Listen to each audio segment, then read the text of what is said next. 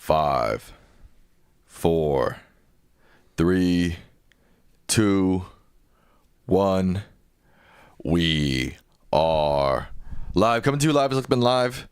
Dad, days of anti-ICE protests happening in Los Angeles, causing huge controversy across the country. Shouldn't be any controversy. Oh, you're just starting off, boom. Shouldn't be any controversy. No. What Trump is doing in Los Angeles goes way beyond Los Angeles. Okay. It is incredibly dangerous for our country and threatens in a direct way the survival of our democracy. And there just hasn't been enough focus on the much broader implications of what's happening in Los Angeles. So I'm assuming you're going to tell us these much broader implications. I am. Okay. First. We're just going right into it. This has nothing to do with law and order. If you think Trump believes in the rule of law, say that fast, guess what I've got to sell you?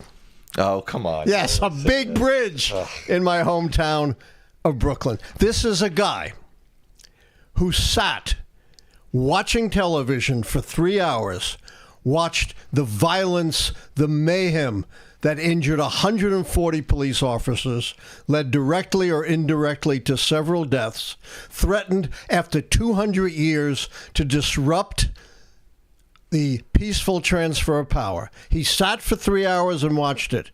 Did he call the National Guard, Sam? I don't believe so. Did he call the military? No. Did he call for police reinforcements? No. No. Did he tell the crowd to go home during those 3 hours? It took him, like hours. Took him a little over that, exactly. Let the mayhem reign. And he incited the crowd by sending an inflammatory tweet about Mike Pence, the vice president, who wouldn't accede to Trump's demand that he violate the Constitution and the rule of law by unilaterally deciding the election in Trump's favor. How can you believe for a second that Trump believes in the rule of law? That takes even more naivete than to buy my bridge. I also don't buy that he cares about law enforcement officials. Same example, January 6th. He cares about law enforcement officials as long as they're enacting his agenda. Once they're not enacting his agenda, like, for example, January 6th, not only does he not care about them, he will actively free people who assaulted police officers. So this idea that he cares so much about law enforcement is total BS. He only cares about law enforcement, like in this case, if they're enacting his agenda of ICE raids. Yeah, 100% correct. He pardoned 1,500 of those convicted or who pled guilty to the insurrection, the attempted coup, the violence at the Capitol, including those convicted or who had pled guilty of violently assaulting and injuring police officers. You know, these police officers who are opposing his attempt to overthrow the election and impede the peaceful transfer of power, they were expendable. Right. They didn't matter. As you say, it's only police forces who are carrying out his edicts that matter. That's why I don't get why he gets so much support from the military and law enforcement. How can they not see through this BS? Again, that he picks and chooses when he supports military. Because in my mind, if I was in the military and if I was a police officer and I saw a man like Donald Trump who didn't serve and is obviously picking and choosing when to back the blue, back the military, I would call him a fraud, which he is. Yeah. And it's, he committed a fraud on the whole country. Let's not forget, he got 49.5% of the vote in 2024 when we knew all this.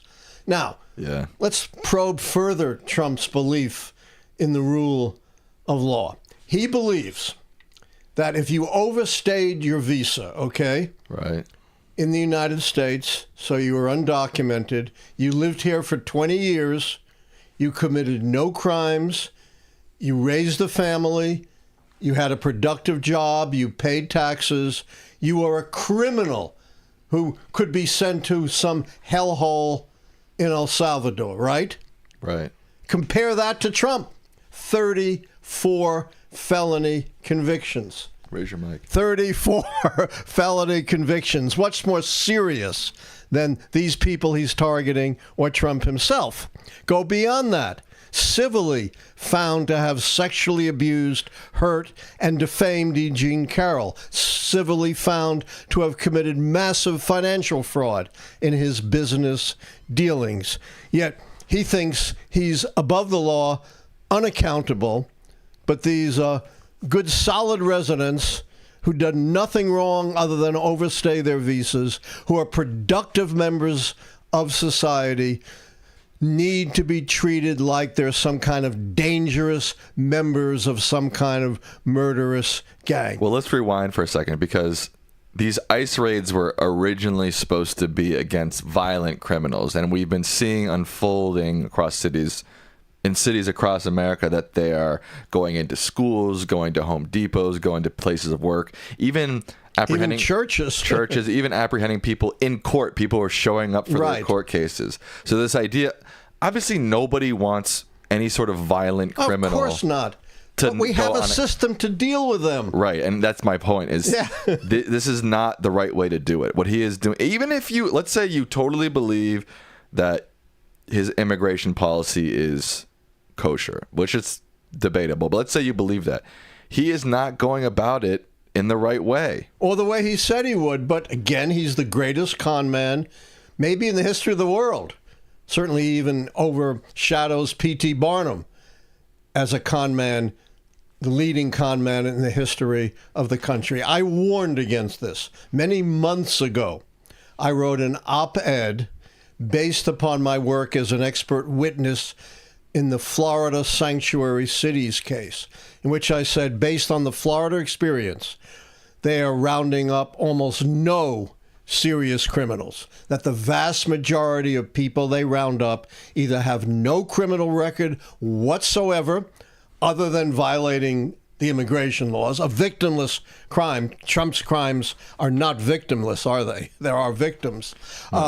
Or they are guilty of minor traffic violations or other minor misdemeanors. I warned against this months ago, and just today I saw a report. I've talked about this group before. It's a very important group at the University of Syracuse called TRAC, capital T-R-A-C, that tracks detentions and deportations. And what they found was the vast majority either didn't have a criminal record at all or had one of these minor misdemeanor records. Very few serious criminals are being caught up in this indiscriminate dragnet that Trump is justified by saying, you know, we're getting the killers and the murderers and the gang members. And there's a reason why you're sweeping up ordinary, productive people. Who's easier to find and to arrest? A woman working at McDonald's or some serious criminal? Right, that's a good point. Yeah, I mean, come on. It shows their weakness that they're targeting these really easy targets. They always do that. They target the vulnerable. It's what we see in the Medicaid cuts, in the cuts to food stamps. And by the way, they claim they're not cutting Social Security. That's nonsense.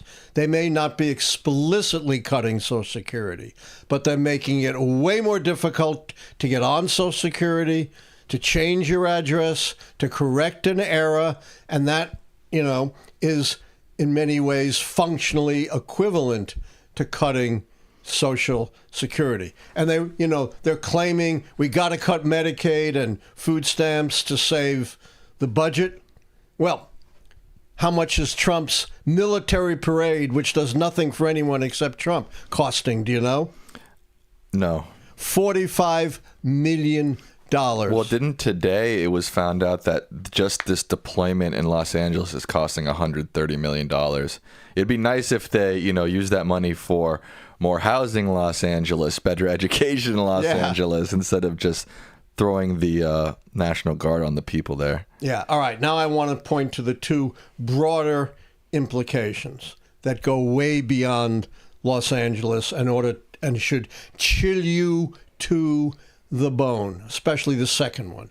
The first is Trump is deliberately doing this, not because he gives a whit about the rule of law, quite the opposite, because he wants to stir up violence and chaos as it involves immigration, because he believes that that benefits him politically and stirs up his base. It's the same reason why he killed the bipartisan immigration reform bill last year that was sailing through the Congress and that would have greatly strengthened the border as well as instituted other reforms. He doesn't want to solve it. He wants to keep it inflamed and keep it agitated. And from reports on the ground, these deployments are not diminishing, but, you know, they're sparking people's response. But the second point is even more chilling. If he can do this in Los Angeles without the consent of the governor, without even invoking the Insurrection Act, he can do it anywhere for any purpose, including, and this is where it gets very chilling, stationing troops at the polling places to keep marginalized people who don't vote for him out of the polls, seizing voting machines and ballot boxes on the pretext, that there are foreigners messing and meddling. He's lied about foreigners in Los Angeles, claiming it's an invasion of foreign agitators.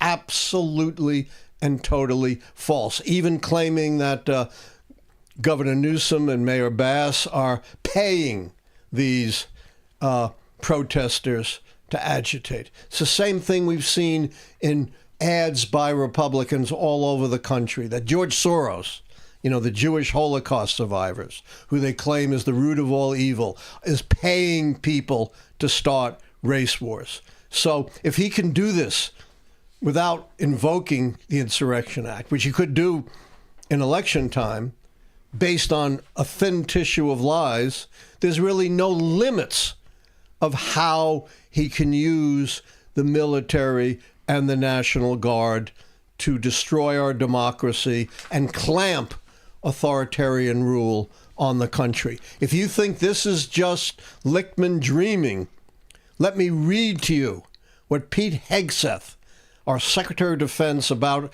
as loyal a supporter of Trump as you can get. This is what he has said. And I've pointed this out, for 2 years. What Trump and his allies, his cronies do, they do it right out in the open. It is astonishing how anyone could miss what they're all about. And in case you're not sure that they're going to use these military and National Guard forces for whatever purpose they want, here's what Hegseth said. Get this, Sam. And I'm quoting exactly. Quote, "I think we're entering another phase,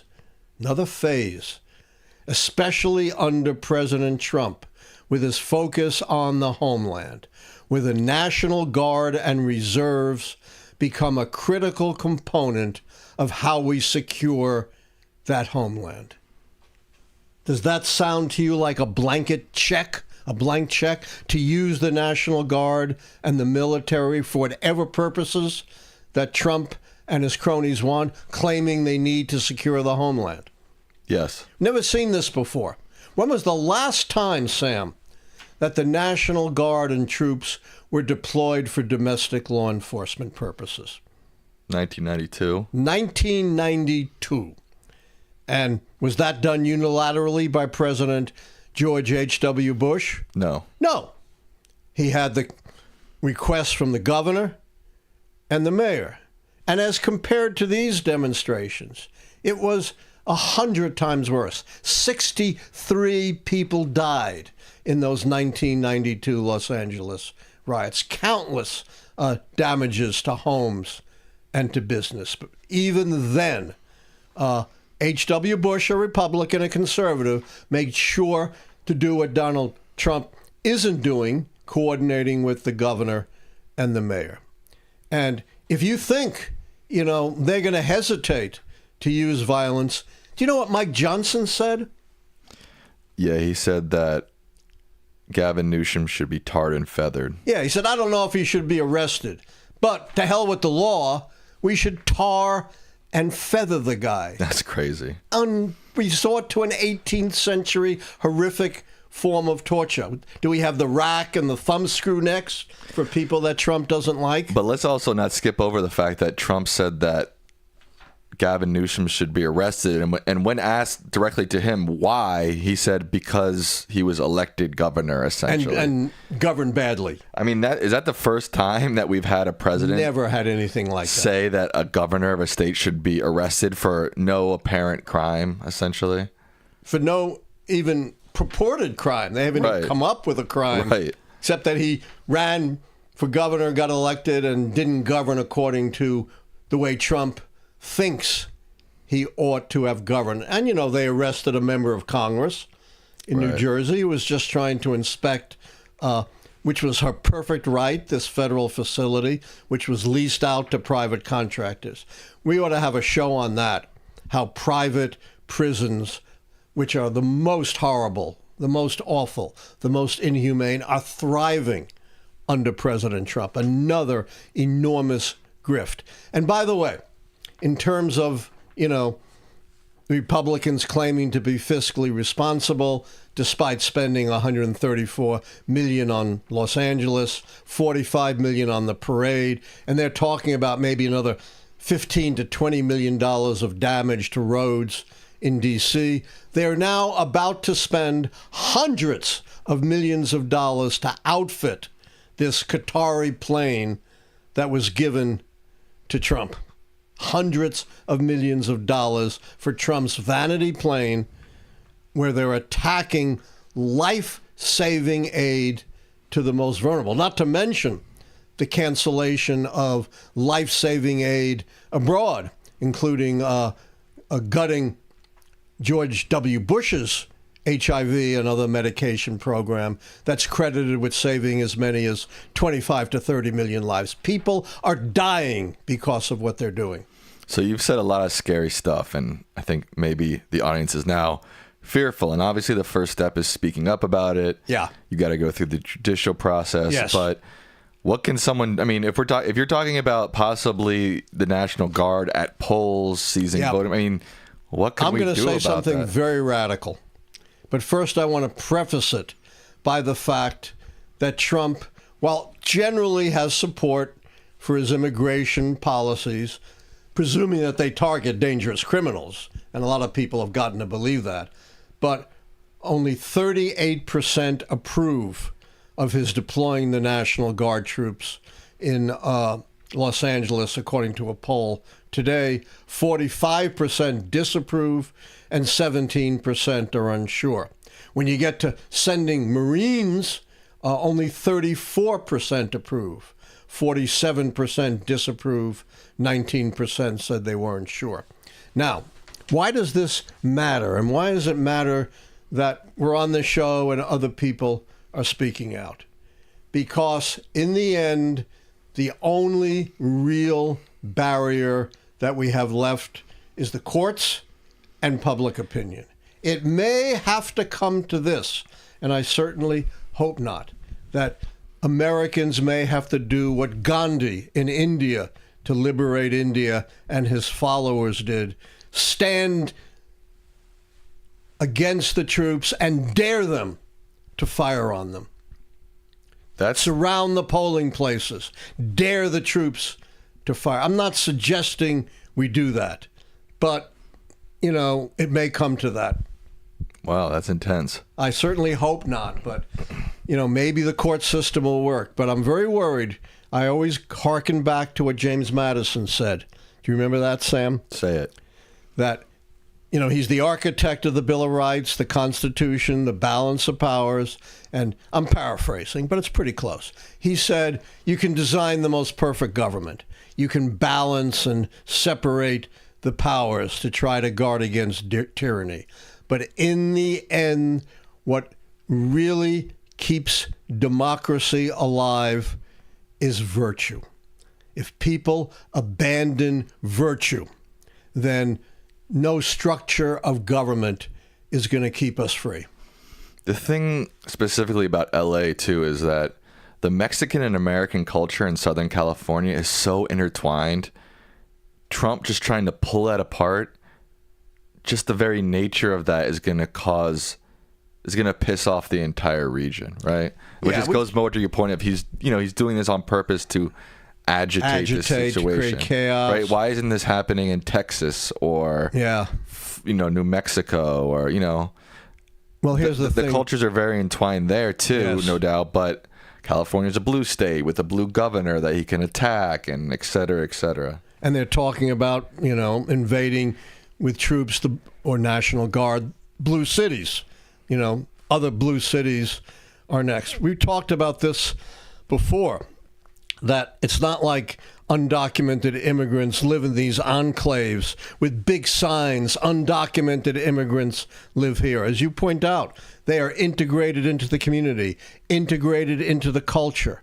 They are a critical component of the agricultural industry, the construction industry, the hospitality industry, the personal service industry. Their kids are U.S. citizens. They're married to U.S. citizens. They are intertwined in our society. They are the most law-abiding segment of our society, which is another reason why you're not sweeping up dangerous criminals. And they are major contributors. They're paying their taxes, and they're getting virtually nothing in return, right? Because they don't get the same benefits U.S. citizens get. Let's not forget that a lot of Trump's anti-immigrant rhetoric is all based on lies. They're not stealing your health care. They're not stealing your jobs. And this is all backed up with really good studies and data. They're not causing the affordability crisis. They're not causing the housing crisis. Yet the right wing in America is telling you that immigrants are the reason for all of your problems. And they are the most law-abiding segment of our society, committing crimes, including violent crimes, at a fraction of native-born Americans. And there's a good reason for that, right, Sam? They don't want to get caught up in the criminal justice system because they don't want to be deported. That's why they are so law-abiding, and that's why these immigrant sweeps, for the most part, detain or deport people with no criminal records or only minor traffic violations. But I'm talking about more than just crimes. You keep going back to crime. I'm saying a lot of this modern anti-immigrant rhetoric is based on stuff that's just not true. It's pulled out of the ether of hate and fear. Like I said, the immigrants are stealing all your jobs. All the data says that's not true. The immigrants are causing the housing crisis. All the data says that's not true, right?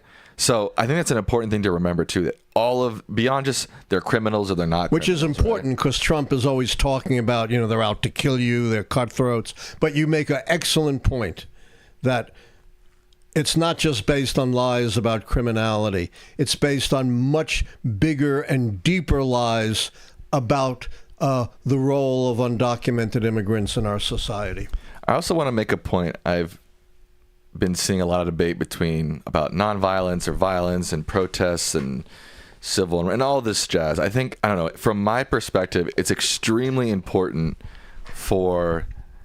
as we move forward. You said, people have to be ready to stand up in front of troops, et cetera, et cetera. But I do really think it's very important moving forward. Whatever type of protests happen, whatever type of standing up to Trump happens, it has to be peaceful. 100%. Hold on, let me finish my thought. Because you made me lose my train of thought. Sorry, I'm just agreeing with you. I thought you were about to go in. You're saying it has to be peaceful. Yeah, it has to be peaceful because Trump and his fascist agenda will latch on to anything that's unpeaceful and justify their fascist agenda because of violence or property damage or et cetera, et cetera. So I know there's been a lot of debate about it, but it has to be peaceful. You can't destroy property. You can't block, freeways for hours upon end. You can't be violent. You can't destroy police cars. You just can't. It's going to hurt the movement in the end. And if you are a true believer in the movement, you can't be violent. You have to resist that at all costs. That's the hardest part, right? People want to get on the streets and they want to cause havoc, and anarchists and agitators get thrown into the mix and they light police cars on fire. But moving forward, we have That to be doesn't peaceful. work. I'll give a little historical perspective to support your point, Sam. What was the most successful social movement in the history of the United States? Civil rights The movement. civil rights movement. Was that a violent movement? Not at all. Just the opposite. They made a lot of their moral points because they stayed peaceful and were preyed upon violently Right. by white supremacist police and other law enforcement forces in the South. It was the most peaceful movement, one could possibly imagine, and the most successful. Right. I just fear that a lot of people on the far left, they've gotten this attitude that, resistance involves, destruction of property and shutting down highways and school. It's like, I don't think that's going to work. I don't think that's how you get, one, that's not how you get people on your side. And two, that's just going to give more fodder to Trump, for Trump to implement things like he's doing in Los Angeles. So if you really care about the movement, if you really care about resisting Trump, if you care about whatever your movement is, Palestine, ICE, Trump, you have to be nonviolent. It's not going to work. Again, even if I'm not a big proponent of this idea of, shutting down freeways. I mean, how are you going to get people on your side, average Americans who are trying to get back and forth to work, when you add 4 hours to their commute? It's not. And you an effective lose the strategy. moral high ground. Right. That was what was so critical to the civil rights movement. They occupied the moral high ground, whereas their opponents were down in the lower swamps. Right. What is this whole? I've seen a lot of back and forth about what Trump is doing with the National Guard is legal, is it illegal? It seems to me now like the understanding is technically it's legal, but it just breaks precedent. Do you have anything to add to that? It certainly breaks precedent. The last time that National Guard was deployed without coordination with the governor was way back in 1965, and there was good reason then. They were protecting civil rights marchers. And you know who the governor of Alabama was at the time, Sam? George Wallace. George Wallace, a segregationist, so he wasn't going to agree. So that was a unique, anomalous situation. The last time that happened. And Trump is just blasting right through that and basically daring the courts to stop him. And, the president, unfortunately, largely because of, old-timey, obsolete laws, has tremendous authority to deploy the National Guard when he deems, there's a real national emergency. I don't know how the Supreme Court would come down on this. It may well say what Trump has done is legal, but doesn't make it right. Sure, but that wasn't my question. Yeah, I can't answer whether I don't think it's legal. Right. I think the law he cited still requires you to go through the governor, unless he invokes the Insurrection Act. You want to talk about that? Yeah, this is, passed around the turn of the 19th century. It's over 200 years old. And it arose out of the fact that we had a very fragile republic. First, the Articles of Confederation and then the Constitution, which were threatened by major internal rebellions. Shays' Rebellion during the Confederation period and the Whiskey Rebellion during the early Republic. And the insurrection law was designed to protect the nation from these kinds of serious rebellions designed to overthrow the government, much like what happened on January 6th and nothing like what is happening in Los Angeles. And by the way, this was also the rationale behind the Second Amendment, which Trump and his followers love. It was never, ever, and I can say this unequivocally, the intent of the framers of the Second Amendment to create an individual right to keep and bear arms. The purpose of it was to support with arms a well-regulated militia, which is why that's included in the Second Amendment. If it was just to give an individual right to keep and bear arms, you would never have talked about a well-regulated militia. Moreover, Sam, What did James Madison hold? Tell me. Slaves. About half the states were slave states. Do you think for one moment that all of those senators and representatives from the slave states would have voted for an amendment that gave black people a right to keep and bear arms? Not in a heartbeat, but by tying it to a well-regulated militia. They kept arms out of the hands of black people, because guess who was excluded from the militia? Black people. Black people. They weren't allowed in the militia until the period of the Civil War. So this nonsense, this made-up history, that the Second Amendment was really designed to provide individuals the right to keep and bear arms is nonsense. Not a single person, not one, involved in passing the amendment in Congress or ratifying it in the states ever said that it provided an individual right to keep and bear arms. And as I said, the hundreds of slaveholders who voted for it in the House, the Senate, and in the ratifying conventions in the states would never have voted for an amendment that gave black people as individuals, or for that matter, women, a right to keep and bear arms. And of course, women also were barred from the militia. So the history of these acts and the Second Amendment is fundamentally different from the distorted picture you get from the MAGA folks. Anything else on your mind? I know this is sort of... Yeah, I want to close, before we get to questions, with something positive. Okay. The Georgia Supreme Court, right? Yes. Not exactly a bastion of liberalism, right? Right.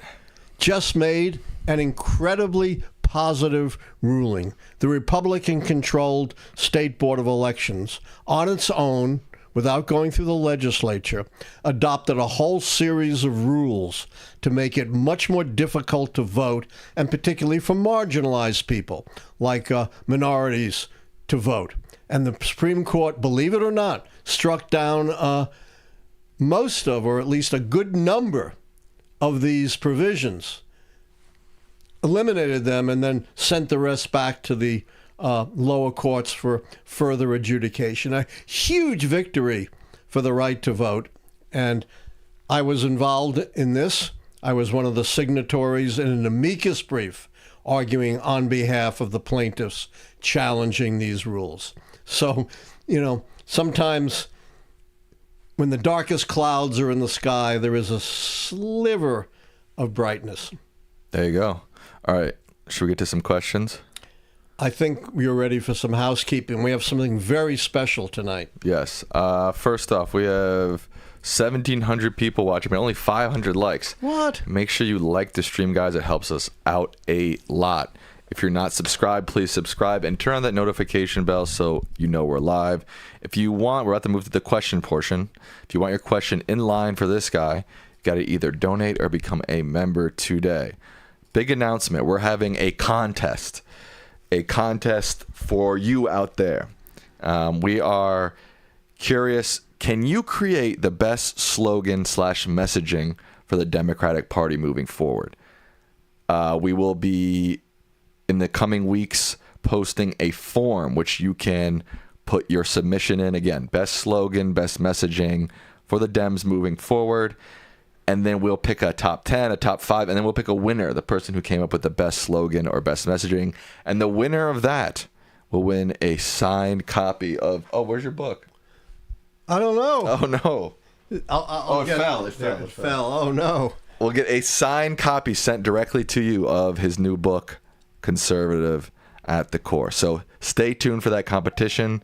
We wanted to tease it tonight and get you guys ready for it. Also, we will be having merch coming out soon. Having what? Merch. T-shirts, stickers, stuff like that. Oh, wow. Yeah, merchandise. You didn't even know, did you? Yeah. I did not know that. A lot of people have already... We created them with audience input. We sent out a form. People gave us input, and that stuff is coming soon. Let me add one thing. Okay. Please participate in this contest. If you've been following the show at all, for how long have we been claiming and proving that the Democrats are horrific at messaging, right? Right. just unbelievable. So you could be saving the country if you can come up with some simple, compelling message or slogan that moves people. There you go. And actually, our first question relates directly to our merch and our competition. This is from Chatter. They say, "Hi, Dr. Lichtman. I agree with your statement. Republicans have no morals and Democrats have no spine." We actually have a shirt that will say that. Really? Yeah. So, do you have a Big Bridge shirt? I don't think so. Maybe we should get one. Yeah. They'd said, but I expanded to add Democrats have no vision. Well, expanded in the competition coming out. Yep. Aside from Buttigieg and AOC, it feels like since 2010, Dems have been running on Republicans are bad and we did the ACA. It feels like they have no vision for the future. How do we get more Democrats to acknowledge that New Deal policies aren't meeting 21st century needs and Obama-era policies were only small steps forward? I swear, if I have to hear, we'll expand the ACA instead of we'll pass a public option one more time, I'm going to lose my mind. I agree with you. You know, the two are tied together. To have a good message, you have to have a solid vision, like FDR did when he talked about his New Deal for the American people. But that's not enough. You also have to have the ability to convey that vision simply and compellingly. And I absolutely agree with you. You know, I'm pretty tired of the leadership of the Democratic Party. We need some new blood and new ideas. You know, there were a lot of good ideas in the Green New Deal, particularly dealing with what will be the biggest threat of our time, climate change. If we don't solve climate change, not much else is going to matter. We've learned that from Sam's brilliant mom, Karen Strickler, who heads a political action committee devoted to combating climate change. And, you know, somehow the right wing demonized all that and, you know, made it radioactive. It's time the Democrats claimed the future of clean, safe, renewable energy, and that Democrats took control of the AI future, which, again, Republicans seem to be seizing from them. Those are two areas in which I would like to see much more vision and much more of a compelling message. 50 Australian dollars from Harry Chittenden. They say. Looks like 32. Oh, that's 32 American dollars. Oh, that's pretty good. Thank you, Harry. They say Ukraine launched a new drone strike on a Russian cargo train on Saturday. Drones in grain containers launched while the train was moving, attacking tanks, armored vehicles, and other equipment. Do you think this is as big as the previous attack? I'm not enough of a military expert to make that comparison, but this is the future of warfare. I talked about this in another show. Asymmetrical warfare. Cheap drones costing very little with virtually no risk to human beings can inflict major, awesome damage on big military powers that have this incredibly expensive, easy-to-target equipment, like, of course, aircraft, tanks, bridges. So, yes, this is an incredibly important development, not just for the Ukraine war, but for the future of warfare, which is going to be asymmetrical and is going to be remote controlled. And that's pretty chilling. If you could, you know, not just destroy tanks and planes, but kill large numbers of people remotely, that's really, really chilling. Professor, 2 questions. One. Well, I don't know if I can deal with 2. Well, they donated $20. Oh, well, then okay. I'll take them one at a time, though. Do you think that the calls for Barack Obama on behalf of the Democratic forces to stand up and oppose Trump is now? I'm not sure the phrasing of that question. Yeah, I think I get the gist of it. Absolutely. Where the hell are you, Obama? You know, in many ways, you were a terrific president. You did something that presidents have failed to do for so many decades, fundamentally reform in a positive way the Affordable Care Act. You probably saved the economy with your bailouts and your stimulus. You adopted really important new regulations. You dispatched Obama. Obama led the dispatch of Osama bin Laden. You brought us into the Iran nuclear accord, which was stopping them from building nuclear weapons. And now that Trump has taken us out, they're pretty close. And of course, you tried to deal with climate change. But politically, you fell flat. In every election except the ones you were involved in, the Democrats took huge beating. We need you. We need your voice more than ever before. What's the second question? Do you believe in the calls of states like California to leave the U.S.? I don't. We don't need another secession of the states. And if California leaves, what's left is going to be totally controlled by MAGA.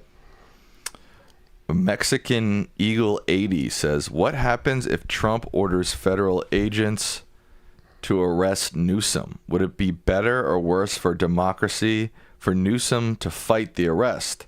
Also, given that Congress has relinquished its power to Trump and that he won't obey the courts, does it mean we're already in a dictatorship? Also, I want to say Dorothy Leaf just donated $100. Thank you. Wow, thank you. Can I sneeze? Yes. What would you have done? What would you have done if I said no? I don't know. Right, that's the real question. All right. No, we're not in a dictatorship yet. We're in danger of it, but not yet. And it's really important that the American people stand up to what Donald Trump is doing. And, you know, we're not at the point where you have to stand in front of armed soldiers like Gandhi did. But, you know, I talked about lots of other things you can do. Support organizations like the ACLU and Coup that are fighting dictatorship. Contact your representatives, your senators, your local officials. Speak out, write op-eds, organize, vote. These are very, very important things for us to do at this point. You know, I don't think they're going to arrest Newsom for the simple reason they don't want to turn him into Gandhi or Nelson Mandela, a martyr to the opposition, a martyr to the cause. It would be one of the stupidest things they could possibly do. Our good friend Philip H. says, watching the Army speech today where the soldiers cheered for Trump and booed Biden turned my stomach. They're supposed to be apolitical. Thoughts? I think they also booed Newsom and Karen Bass. Yes, too. And of course, nothing is apolitical for Trump. Oh, yeah, but he's specifically asking. I know you like to talk. You always move the conversation to Trump. This is Trump. Yeah, but he's specifically asking about the soldiers who booed. Yeah, I didn't see that. I saw it. But it was. Look, let's face it. The military has always been very conservative, and by the way, so has been the FBI. This notion that the FBI or the military, these hotbeds of woke left-wingers, is a pile of nonsense. Military has always been a conservative organization, and for the most part, the propaganda that goes through the military is very right-wing, so I'm not surprised. I was a little surprised to see that. I don't know. I'm not surprised.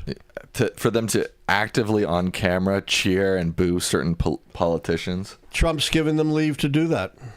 Yeah. Again, like I said earlier, I also don't understand why they support Trump so wholeheartedly. He's such a fraud when it comes to backing the military and police. Again, he only cares about them if they're backing his agenda. If they're not, they might as well be dirt on his shoe. Yeah, John McCain was, a sucker because he got captured, you know, as opposed to Trump with his bone spurs, right? Right, that's my point. I don't get why they love him so much. I don't either. It's pretty baffling. Alex Kawa says, does it give you hope that every Dem governor has publicly opposed Trump's deployment in L.A. and that California is suing him for federalizing the National Guard? It does give me some hope, but it remains to be seen the denouement of this. As I said, the legal issues are I'm not a lawyer, and whenever I talk about, the law specifically, I always give that explanation. I'm not a lawyer, but the law, as I've been studying these things forever, since long before Sam was born. Hey, watch it. Yeah. The law is murky, and it remains to be seen, A, what the lower courts are going to do, and ultimately the kind of leave that the Supreme Court is going to give to. Remember, Supreme Court gave him this incredibly broad immunity from any kind of prosecution from crime committed by so-called official acts. So they may give him broad latitude to use the National Guard and troops. So, yes, it gives me a flicker of hope, but at this point it's just a flicker. I thought conservatives are supposed to be about limited government. Why is this conservative Supreme Court giving the president so much power? I wrote a whole book about that, Conservative at the Core, Right. in which I explain that things like limited government, fiscal responsibility, states' rights, law and order, personal, were just concepts thrown out for public consumption, and they have nothing to do with what conservatives are really all about, Also, which is supporting private, not free enterprise, and their version of Christian cultural values. that's something that honestly concerns me a little bit over the last 10, 15 years, how much power we've given to the executive, which is sort of supposed to be like the opposite ideology of what America is supposed to be. Yeah, they're Article 2. Right. The framers thought Article 1, the Congress, would be the driving engine of government. It hasn't worked out that way. I think that's really scary, honestly. Oh, I agree with you. It's very scary. And as Madison said, if there is not virtue coupled with power, the results are very dangerous. I just got a breaking news alert that LA mayor imposes curfew in downtown LA. Not surprising. No, that's not surprising. Also, Probably a good move. Alex Kawa, who just asked that question, has a very cool poetry site where he talks about politics. So I recommend that if, Alex, you want to put a link. I don't know if you can put links in the chat, but shout out to Alex. What, in your view, do you think are some of the most impactful or successful protests in American history? Often it feels like protests and rallies don't create much change, so I'm curious your view, if you have any examples of why people have gotten change outside of elections. Well, the biggest, most critical example, of course, are the demonstrations. The peaceful ones often met with violent responses by the civil rights movement led by leaders like Rosa Parks and Martin Luther King. Without those demonstrations, we would not have gotten the Civil Rights Act of 1964 or the Voting Rights Act of 1965. Other effective protests were the anti-war protests during the Vietnam War that really turned public opinion against the war and led to a major anti-war movement. And, of course, some of the demonstrations that led to advances for women's rights were extremely important as well. And let's not forget the abolitionist movement. Although it took a civil war to achieve abolition, they really had a major impact on the country. Please update us on the terrible Trump bill. Musk makes it negative, but the riots in LA are positive for it. If you go back to Bush 2, then after Trump, you will see how the massive debt came about. Most people I know have not traced it. I'm not sure what the question is, but there is, who knows what the Senate's going to do to the bill. But to alleviate the enormous impact on the deficit, they would either have to strike most of the tax cuts or greatly expand the spending cuts on things like Medicare and food stamps. I'm not sure either of those remedies, quote unquote, would fly in the House where the margins are so thin, or even in the Senate where they only have a 3-vote margin. So it's very much in limbo what ultimately the bill is going to be. And it's also not clear whether all of these awful additions that have nothing to do with budgeting are tossed in the bill, like mining and drilling on public lands, big increases for Homeland immigration enforcement, the assassins provision to make it easier to buy silencers. You can go on and on about all these poison pills that are in the bill. Member Ollie says, why is the stock market up on the year despite all the economic chaos? Well, the earning, I'm not an economist, so... You're not? No, and if I knew what makes the stock market go up and down, I'd be a lot richer. Right. But apparently the earnings are very good, and earnings are a critical driver of the market. But it does seem sort of counterintuitive, right? It's like so much is up in the air in terms of our economy right now, and it seems that so the stock market's doing fine. It's hard to explain. There are earnings, and so far the economic chaos has not manifested itself in collapsing unemployment or sharply rising inflation or falling real wages. That remains to be seen when and if that's going to happen. For Meta What says, how do we stop him and keep our midterm elections next year safe? You got to support all of those organizations, legal groups like the Elias Group and the ACLU, MOLDEF, NAACP, Legal Defense Fund, that are fighting to make sure that our elections are fair and safe. And if it comes to it, and I hope it never will, it may require standing up to forces that Donald Trump will deploy to try to destroy the election. Ben Weinberg asks, or says, this is like Richard Nixon claiming law and order, right? Very much so. I point that out of my book. You got Richard Nixon, who at the time presided over what was the worst scandal in the history of the country, claiming to be, of course, the law and order president, just like you have Donald Trump claiming to be the law and order president. It is oxymoronic in both cases. How's that for a nice word? I've heard that plenty of times. Oh, okay. I prefer Gish Gallop. Oh, you're done? I'm done. Okay. Sometimes you just stop and I'm like, yeah, oh. And it's also in my book. I have a whole section on how what date is your book come out? September 1. But you can pre-order it at Amazon or in the Notre Dame University Press website. Or if you win our competition, you get a free signed copy. That's right. Yeah. Don't forget that. A free signed copy. In 30 years, that'll be worth a lot. Think so? First edition, signed by a dead guy, You'll be alive in 30 years. 30 years? Maybe. Hopefully. It's dubious. What if we're still doing this show in 30 years? Oh, please. That'll be great. No, I love it. I certainly hope so. Right. You'll still be a young whippersnapper. I'll be 64. Yeah, that's nothing. No, 63. 63. Wow. That's nothing. Well, I won't say how old you'll be. No, don't even get there. Kathy Lovin says, what happens if a recount shows Kamala won? Can she be our president? My nerves can't take much more. There is no mechanism at this point for a recount.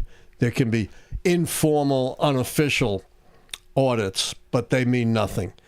No. Under no circumstances that we know about that are legal could she become president. Are you going to Trump's military birthday parade in D.C. this week? What do you think, Sam? Knowing him, hell no. Hell no. Yeah. No. Not I've talked about this for decades. What I've said was we should not be celebrating death and destruction. What do tanks and missiles and bomber planes do, Sam? They have two purposes: to kill people and destroy things. That's it. We shouldn't be celebrating that. We should be celebrating teachers.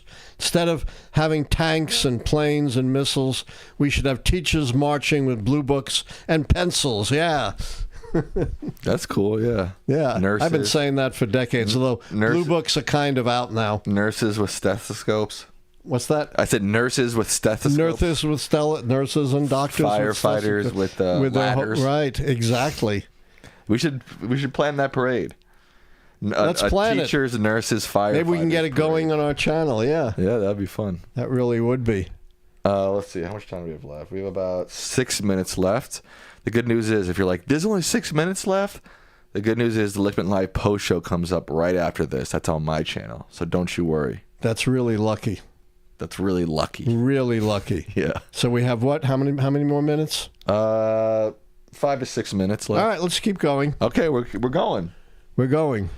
Why is Trump going to the G20 given he's a convicted felon?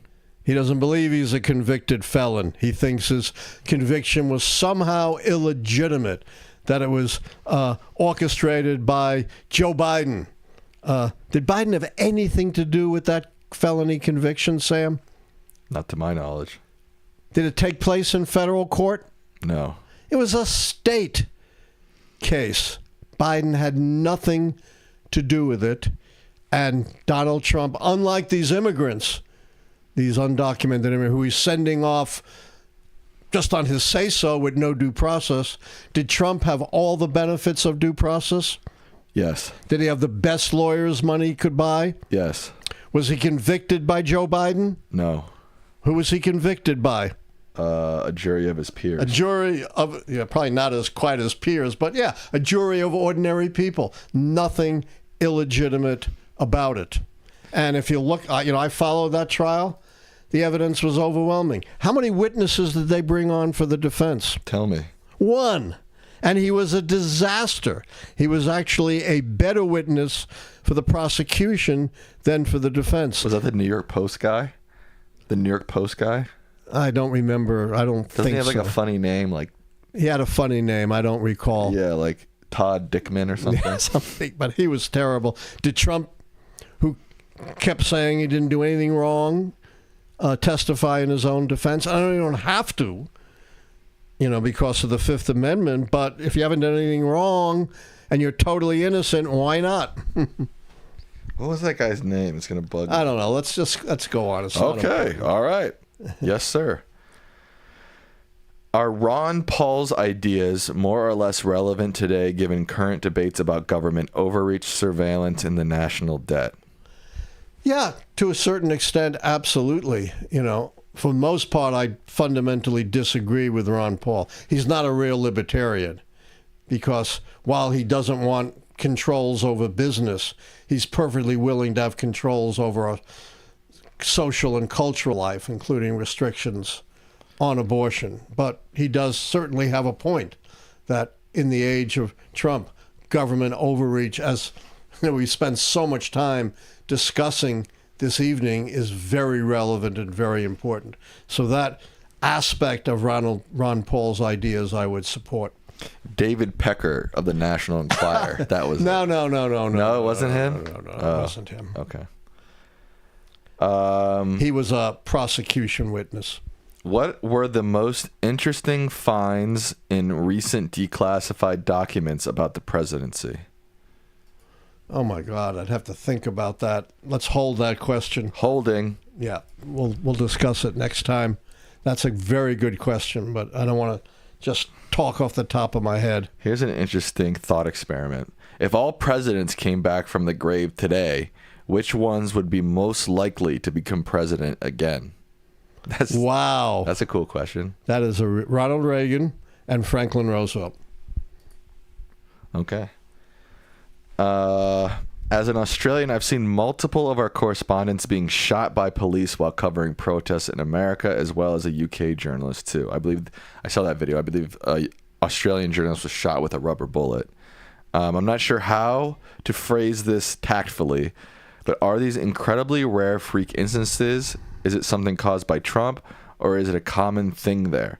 Looking at the footage, the police officer was clearly aiming at the journalist and could see she was talking to a camera. Yeah, the more you flood the zone with National Guardsmen or troops who are not trained for domestic law enforcement, they have some training, but that's not primarily what they are trained to do. You are going to invite these kinds of incidents. And we saw it before in the response to the Black Lives Matter demonstrations during the first Trump term. How much time we have left? 1 minute. All right. Let's take another question. One more. One more question. Okay, let's see. This is from Dorian. Let's see if I can see it from here. Hold on. What would the... it's over here, Dad, on this side of the screen. Over here, on the right. On the right. Oh. What would the rejected Biden-Harris border bill have achieved if passed and implemented? would it have weakened the premise the administration is using for all they are doing now? It would greatly have weakened the premise for what the administration is doing now. It would have created a lot more immigration judges to ease the backlog, which, would deal legally. Right, it would create due process? Imagine that, to create due process and create technological means, which are the future anyway, not brick and mortar walls for dealing with illegal crossings, and also provide more of a pathway for citizenship. It's interesting. I was watching Rear Window last night, and in it, the detective character, James Stewart's character, is thinking there's a murder happening across his building, so he calls his detective buddy. And this was 1954. His detective buddy was talking about the importance of due process, and I was like, wow, we need that guy here today to talk to Trump. According to Kristi Noem, who heads all this, who heads Homeland Security, habeas corpus, part of due process, means Trump can deport anyone he wants. Ridiculous. Unbelievable. All right, with that, we will wrap up Lichtman Live for this evening. Quite a week in America. Whew. Yeah. But there may not be virtue in our leadership, but I still believe there are virtue in the American people. And examples of the civil rights movement, the anti-apartheid movement in South Africa, the liberation movement in India shows if enough people are courageous and do the right thing, even those with no virtue and ill intentions can be stopped. That's a nice way to end it. Thank you. All right. We will end Lichtman Live. The Lichtman Live post show comes up in a few minutes, so stay tuned for that. Say good night, Dad. Good night. Hang in for the post show.